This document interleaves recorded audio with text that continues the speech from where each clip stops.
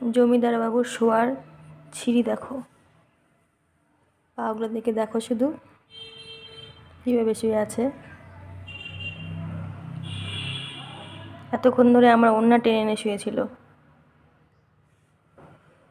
এই যে দেখো, এখনও এই যে আমার ওড়না এখনও মাথার নিচে দেখো। মানে কি যে শান্তি পাচ্ছিল আমার ওড়নাটা নিয়ে শুয়ে থাকতে, কি নিষ্পাপ তাই না?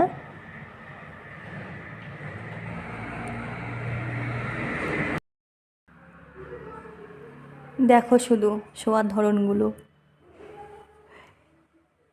কি কিউট লাগছে না?